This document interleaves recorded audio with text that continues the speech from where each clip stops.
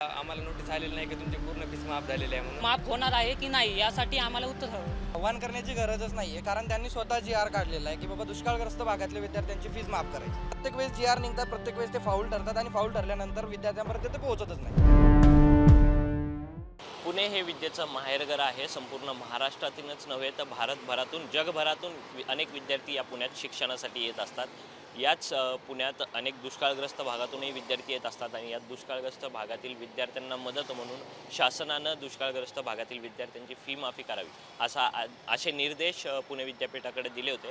मात्र त्या निर्देशांची अजूनही अंमलबजावणी झाल्याचं दिसत नाही आहे. माझ्यासोबत काही कॉलेजमध्ये शिकणारे विद्यार्थी आहेत. दादा, दुष्काळग्रस्त भागातून तुम्ही येता, सगळ्यात आधी कुठल्या भागातून तुम्ही येता आणि फी माफी करायला सांगितलेली आहे शासनाने, मात्र तुमची अद्याप फी माफी केली का कॉलेजकडून, तुम्हाला जसं काही मिळाले का?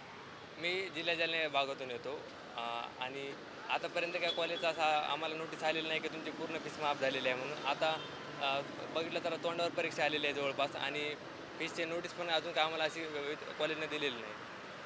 मात्र कॉलेजनी फी माफीची नोटीस दिली नसली तरी शैक्षणिक वर्षाची फी, आता परीक्षा अगदी तोंडावर आलेली आहे, शैक्षणिक फी भरा असे काही आदेश तुम्हाला कॉलेजकडून देण्यात आले? सध्या तरी नाही आहे, पण लवकरच आदेश देतील, कारण ते आमचे एक्झाम आता जवळ आले, एंड एक्झाम, आणि मॅसेज देणारच, कारण नोटीस लागलेली नाही आहे तर याचा अर्थ आम्हाला भरावाच लागणार आहे. जर नोटीस लागली असती तर आम्हाला कळालं तरी असते कमीत कमी की जे शासनानं आणि युनिव्हर्सिटीनं दुष्काळग्रस्त भागातल्या विद्यार्थ्यांना फी माफ केली ती आमच्या कॉलेजमध्ये माफ झाली की नाही. जर ॲटोनॉमस कॉलेज आहे आणि तरीसुद्धा युनिव्हर्सिटीच्या अंडर आहे, त्यांना त्या कॉलेजवाल्यांना ते अंमलबजावणी करावी लागते, पण त्यांनी अद्यापसुद्धा केलेलं नाही आहे. आणि एड एक्झाम जवळ आली तर आम्ही याचा काय अर्थ काढायचा की माफ होणार आहे की नाही, यासाठी आम्हाला उत्तर हवं. फी माफी संदर्भात तुम्ही कॉलेजकडे काही प्रश्न मांडलेत का? फी माफ करावी असा काही अर्ज दिलेला आहे का शासनानं निर्देश दिल्यानंतर? आम्ही आतापर्यंत तर कॉलेजमध्ये काही अर्ज तर दिला नाही आहे. आम्ही एक सामान्य शेतकऱ्याची पोरं आहोत आणि फीस ही माफ करावी आणि त्यांनी काही अजून ठाम विश्वास घेतलाच नाही, म्हणजे ठाम कदम घेतलाच नाही. बस विद्यार्थ्यांची फी माफ करावी असे प्रश्न वारंवार निर्माण होत आहेत. मात्र या व्हिडिओच्या माध्यमातून कॉलेज प्रशासनाला आणि पुणे विद्यापीठाला काय आवाहन कराल तुमच्या विद्यार्थ्यांच्या वतीनं आणि एका दुष्काळग्रस्त भागातील विद्यार्थी म्हणून?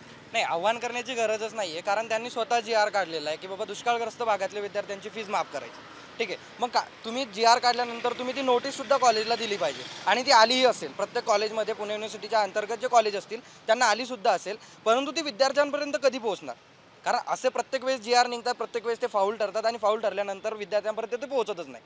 मग तुम्ही जी.आर काढलेला आहे तर तो विद्यार्थ्यांपर्यंत पोहोचवा. म्हणजे काय की आम्ही आता ठीक आहे, आम्ही आमचे जे घरचे आहेत, आमचे आईवडील आहेत, आमचे जे पोचणारे आहेत, ते आमच्यापर्यंत आमचा पैसा पोहोचतील, आमचं शिक्षण करतील. पण जर का आम्हाला कुठून तरी थोडेसे फार मदत त्यांना होती आहे, थोडेफार मदत आम्हाला मिळते आहे, तर ती तुम्ही जी.आर काढता आणि ती आमच्यापर्यंत मांडल्यानंतर तुम्ही ती जर का आमच्यापर्यंत पोहोचवत नसाल तर मला वाटतं हे चुकीचं आहे आणि ते तुम्ही त्याकडे लक्ष द्यायलाच हवं.